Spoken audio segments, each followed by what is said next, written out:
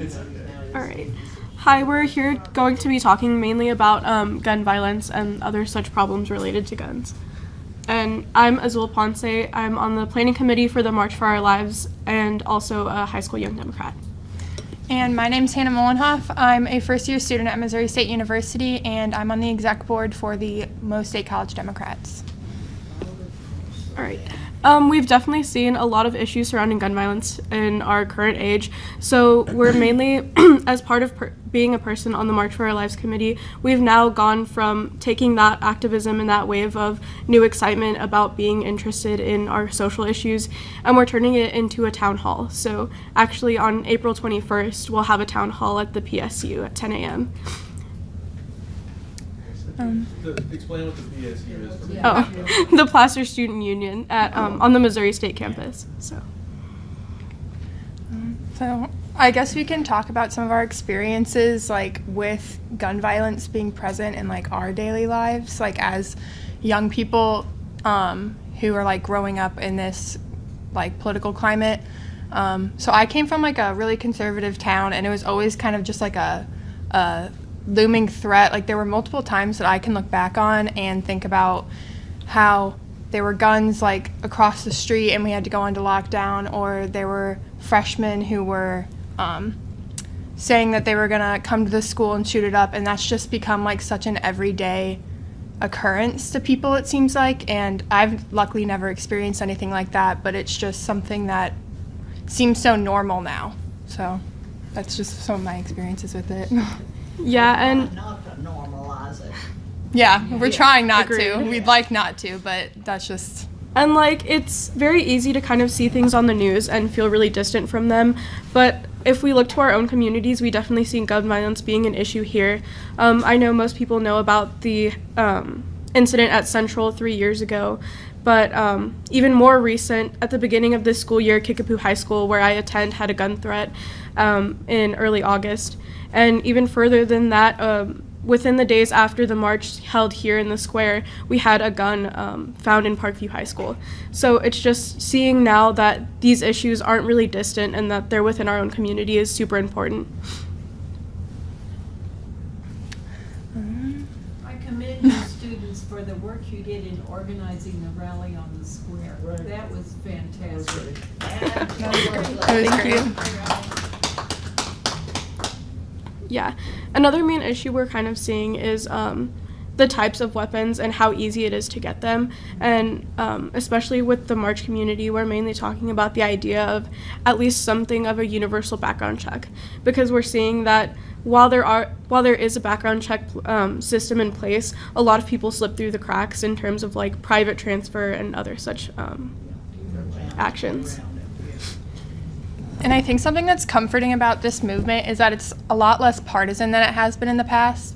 A lot of people are realizing that the March for Our Lives movement and this movement in general is just about, like she said, universal background checks and just restricting gun laws. And I think that since that's coming to light, that people aren't just wanting, for the most part, people aren't wanting to just ban guns completely, is really bringing different groups of people together, which is comforting to see. Because I know when I was at the March for Our Lives rally in Springfield, it wasn't just Democrats, it wasn't just like kids, it was, yeah, and it was parents who were concerned about their children, no matter what their politics are. So I think that's a comforting thing to see as we go forward with it.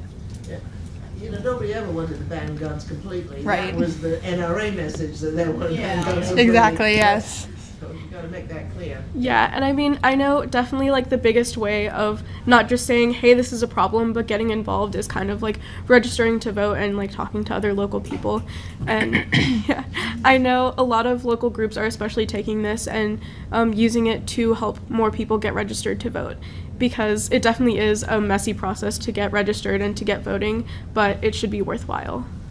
So go out and get the high schools involved in getting registered to vote as soon as they reach 18. Well, 17 or not. They already have. Oh, is The it? League of Women Voters has been working at the high schools. Yeah, I've actually been working with Sam, and I'm trying to host voter registration at Kickapoo sometime within this month or the next. And then another thing that I think is really important about bringing this into fruition and getting legislation passed for it is holding a lot of our legislator accountable for the money that they've been taking from the NRA and from their lack of action that they've been taking just in general towards this generation. So I think that's an important step to take too. Yeah. I've heard that NRA was funneling money in from Russia, so they want to watch that one. That is against the law. Yeah, it's definitely an interesting point.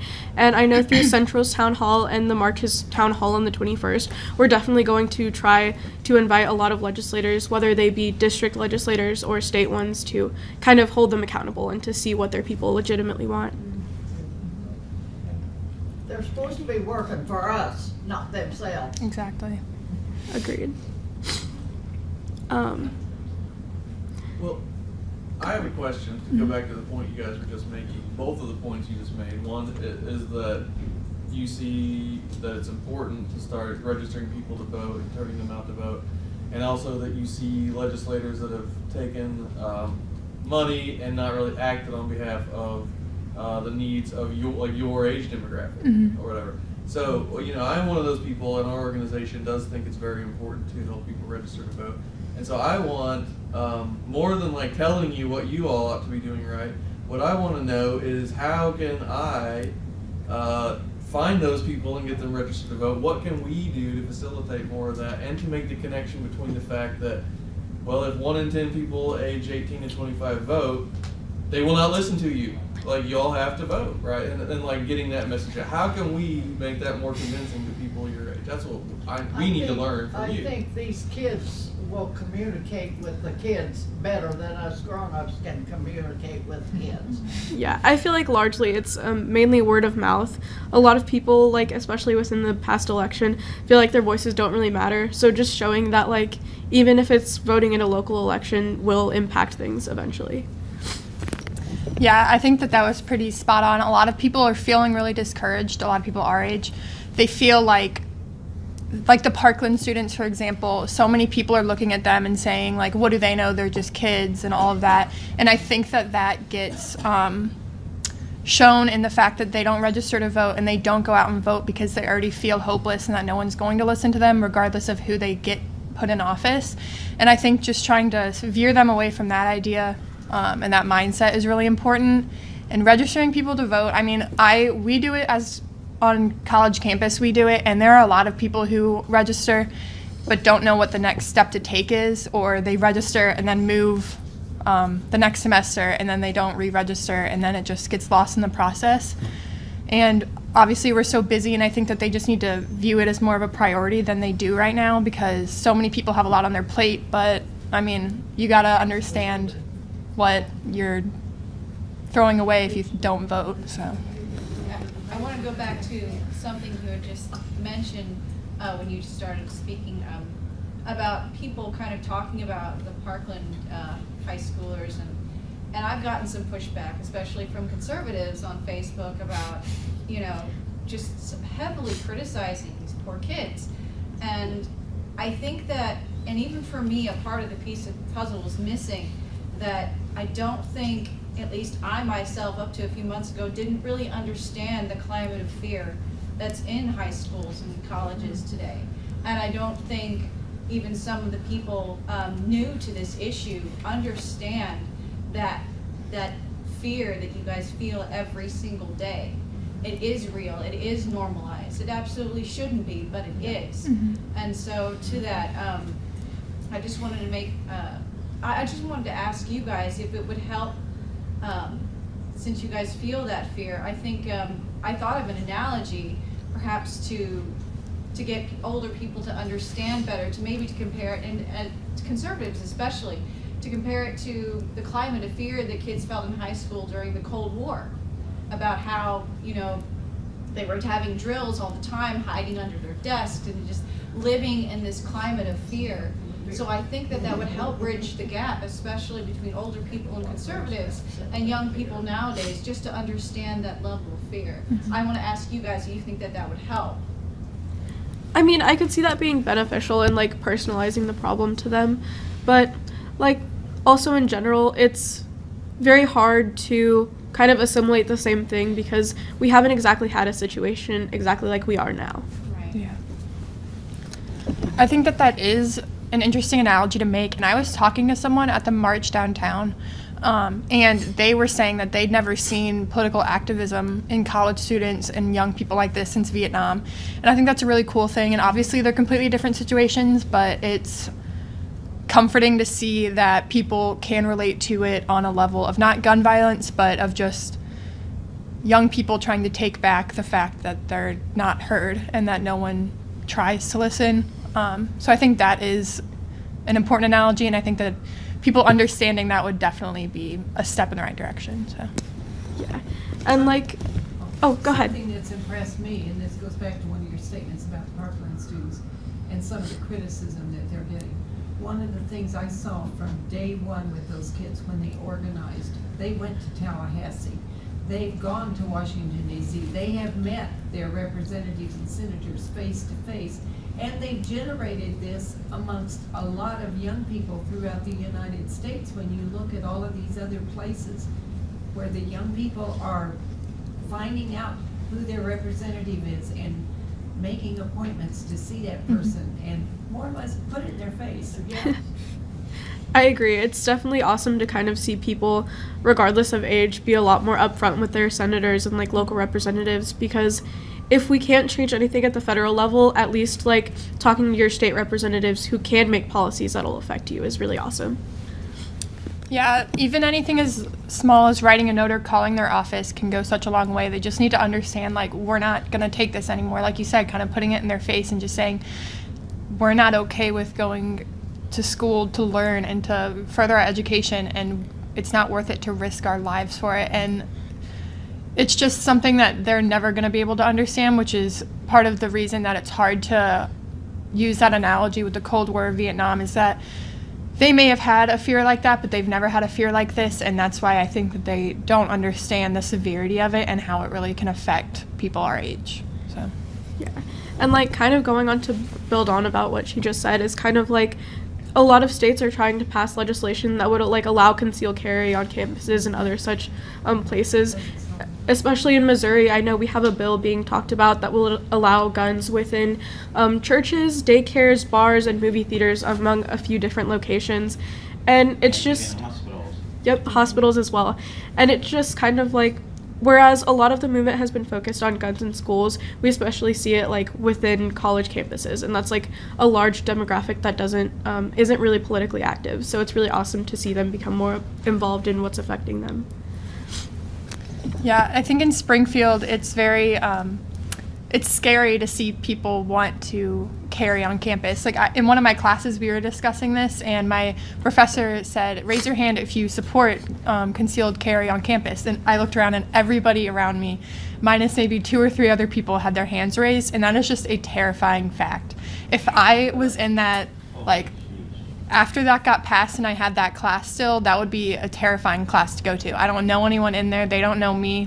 They could be great people that really do want to protect, but that would deter so many people from going to schools, especially in places like Springfield that have a lot of people that carry guns already. And if they were carrying them on campus, that would definitely deter people from wanting to go to a place like this for school. And it would definitely terrify me to go to class every single day more than it already does, especially in the way the political climate and the social climate is terrifying.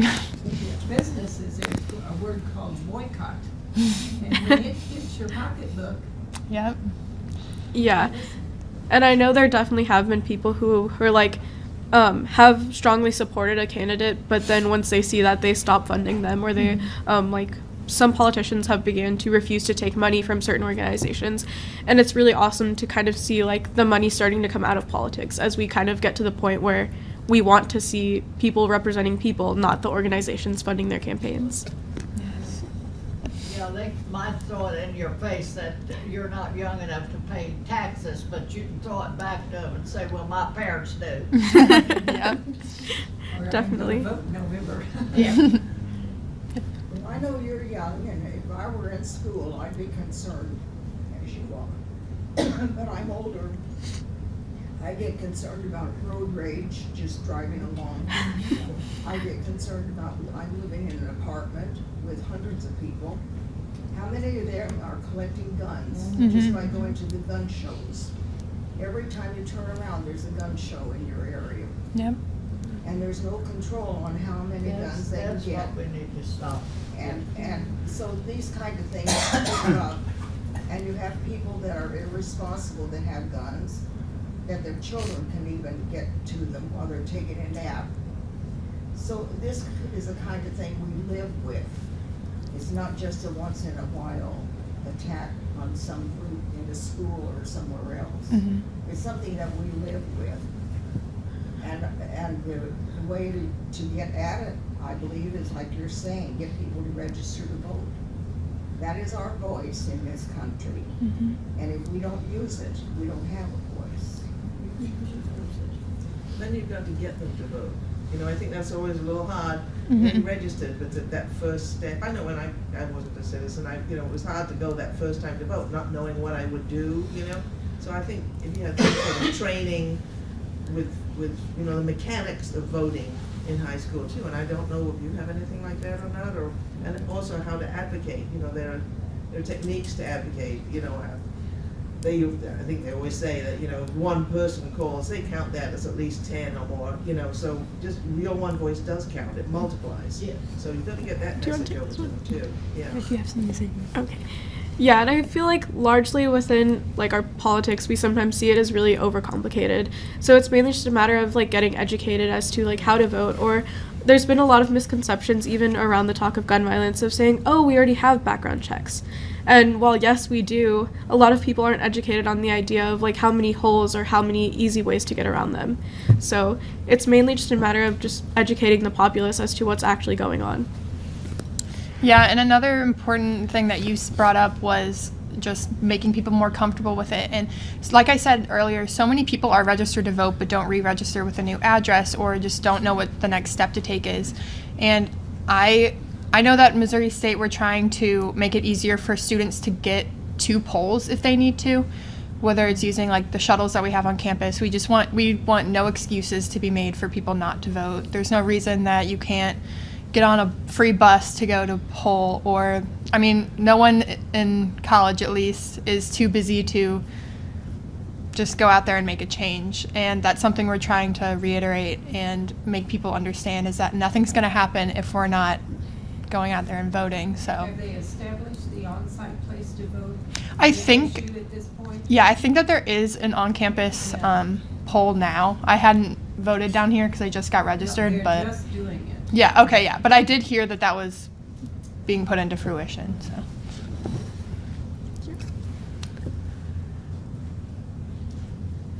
Are there any things you guys wanted to address or like talk about? Well, I know I'm excited to see this young Oh, I generation am of too. people, that thing in Washington, after all this last year of misery, really made me feel good. All those young people so articulate and self-possessed, and we got some good leaders coming up. It made me feel much better. Yeah, it is very comforting. That's something I was going to touch on earlier. It's just nice to see people like the Parkland students and just so many other students, like Martin Luther King Jr.'s granddaughter speaking in Washington, and all these like younger people are just, it instills so much hope in me that there are people out there that are going to make a change, and they're going to make our voices heard regardless of whether people want to hear them or not. And it also makes me very excited for November and just for the future in general to know that these are the people that are going to be elected into office, and they're not going to be taking money from the NRA and other interest groups, and they're not going to be ignoring those that have already been ignored and shunned by government officials for so long. So it is great to see. Yeah. And although like the events at Parkland were definitely like a big breakout for that, I know plenty of other cities throughout the nation are trying to kind of continue this wave of activism by opening Students Demand Action chapters within their local communities. So kind of similar to moms, but obviously just students. And I'm actually in the process of trying to get one started within Springfield, so that'll definitely be interesting to see how it unfolds. Yeah. You asked if we had anything. I actually have a bit of a concern as I look at this whole movement. I think the energy is great. I think the involvement is wonderful. And everybody who's involved in this kind of issue, I like seeing people get engaged with issues like this. I have a bit of a concern that what's being done, that some of that energy is going to be essentially wasted. And the reason I say this, my understanding of the whole movement, there have been three main demands or requests. You mentioned the improvement of background checks, and that is something that has high political support across the country. And it's something that could actually make a bit of a difference. I think that's good. There are two other items. One is to ban assault weapons, and the other is to ban high-capacity magazines.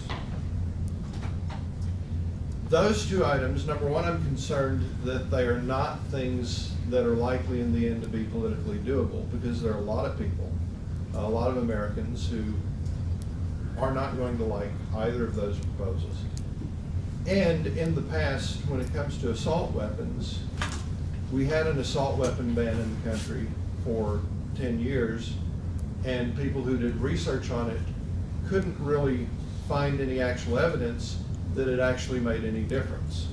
So it appears to be, that appears to be rather ineffective.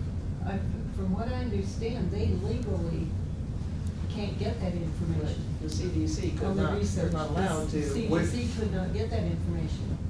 We do have sort of a dearth of research when it comes to a lot of gun issues. And research is sometimes opposed by some people in our society. But based on the research that I've seen, there has been some research done that didn't find that, looked for effects of that and didn't really find any. With high-capacity magazines, if it's a magazine that is 30 rounds or 10 rounds, those are very quick to change. And I'm also concerned that even if that were implemented, that's not one of the more effective things that we could do. So just to express a concern that I think the things that may best be done is to dig hard for things that, number one, are politically doable and supported by most folks, and number two, that actually have a good chance of being effective if you actually get them into law. So I just wanted to express that as a concern, that you guys might really try to look hard for those types of issues to push.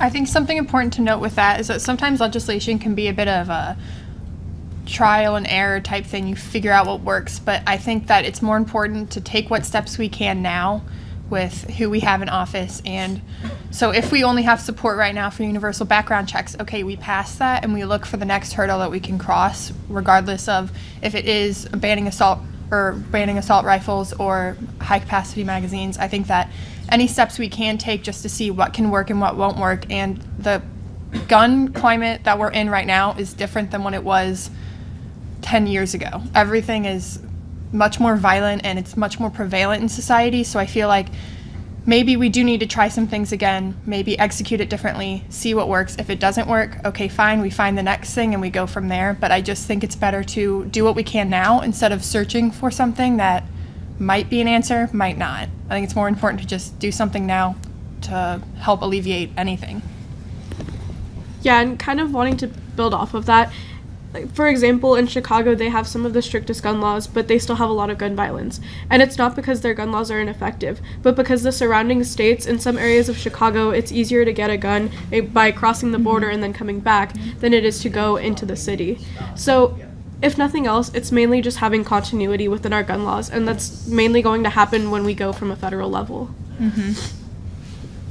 Yeah, I just wanted to say a rebuttal too, because I agree with you in a lot of ways. Like, we should search for things that are pragmatic and politically doable, but And effective. right, and effective. But the problem that I have, because I work with Crystal up in Jefferson City this semester, and I can tell you from having sat through all those in the General Laws Committee where we heard all the gun bills that are being debated now.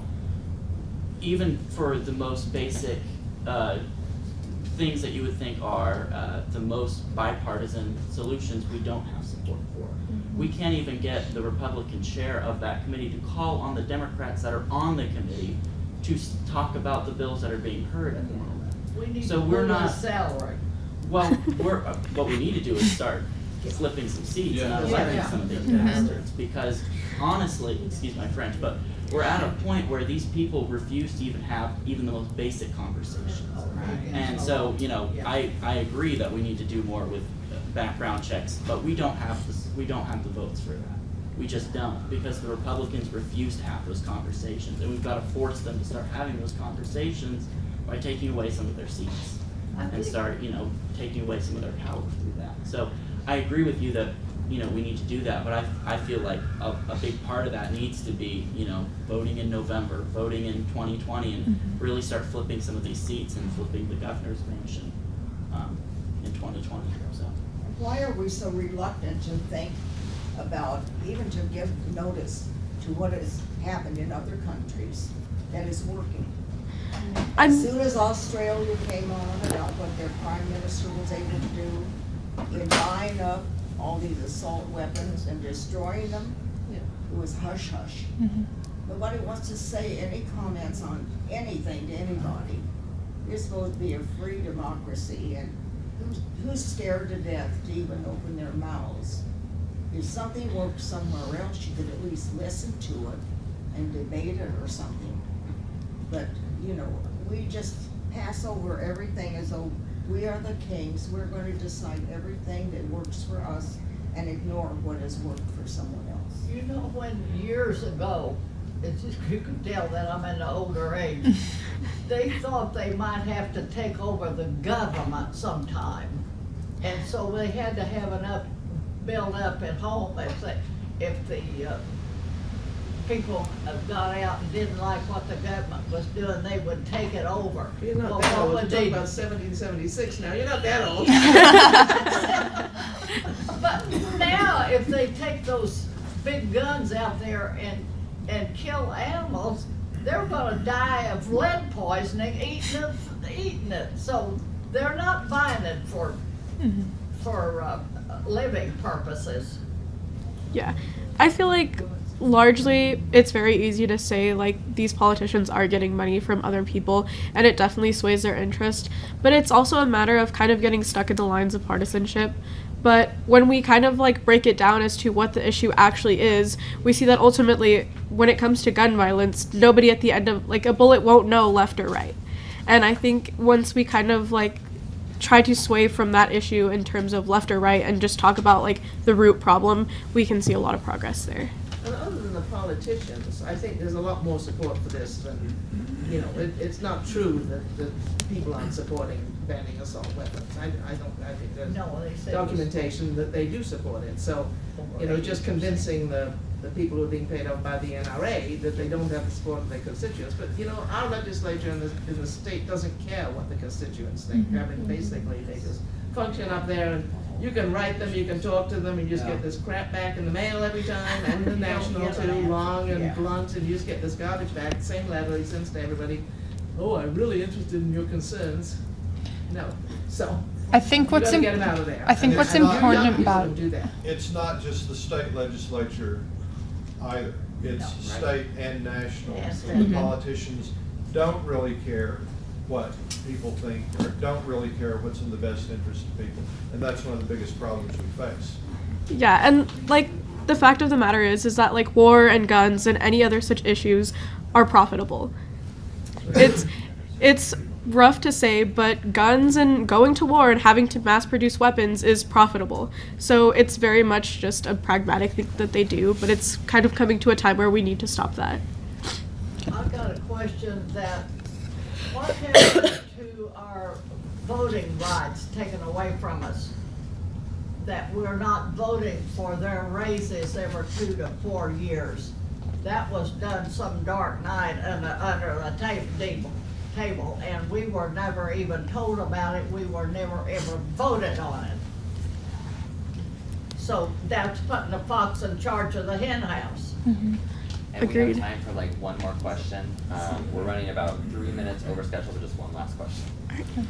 So I was at town hall that Central High School held, and they invited elected officials to talk, and I think this is a good idea. I think like you guys are gonna do that with what you're planning. And one of the things that, a proposal that was put forth, when we're talking about things that could actually be done that might actually help, I wanna hear what you guys think, you younger people think about this. Several of the kids that spoke said that something has to be done about bullying, it has to be done about, what a lot of people asked for, here's what they asked for, was that there ought to be a mental health professional or a psychiatrist or a social worker or something who works in my school and can help when people are upset or having trouble fitting in or getting bullied or whatever, various things that people are dealing with that can help and that works directly here in my school. And that was a proposal that I heard a lot of people ask for.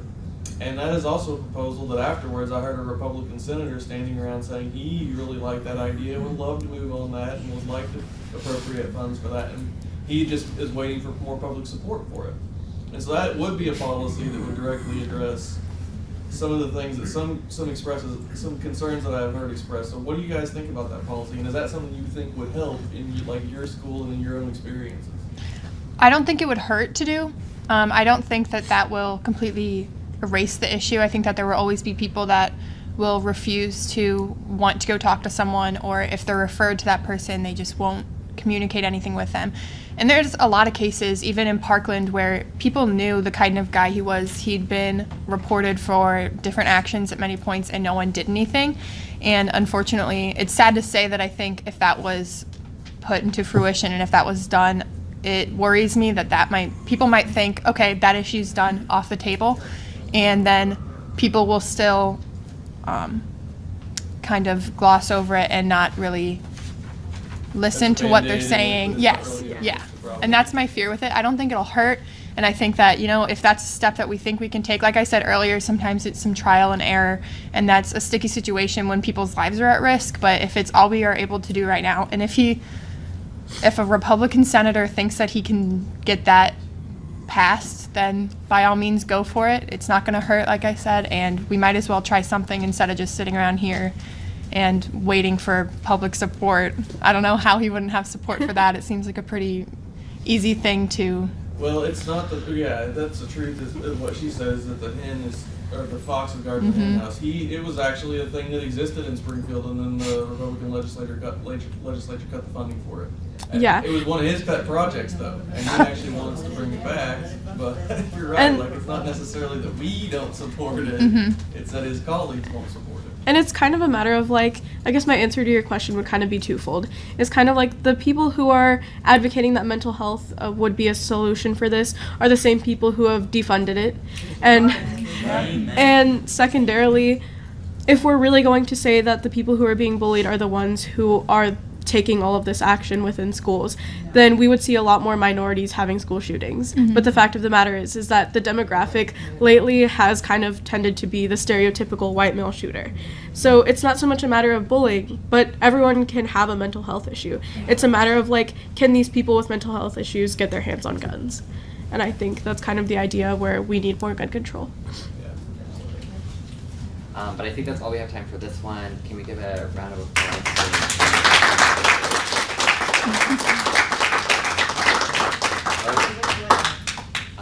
for this next breakout session? In this room will be the #MeToo versus Time's Up conversation, and then right next door in the Erythrian we'll be passing the torch, how current party members can help recruit and develop the next generation of Democrats, and we'll have a member of the college Democrats, high school Democrats, and a local organizer, Alex Johnson, there to speak on that. And then in the room on the other side is labor after right to work, and that'll be a conversation about how right to work and what we are going to do to reclaim the rights of everyday people in Missouri. So that's what's happening, proceeding right after this. So you guys can disperse how you would Isn't like. that a law that's a misnomer? Oh, yeah. Yes. Yes, it is.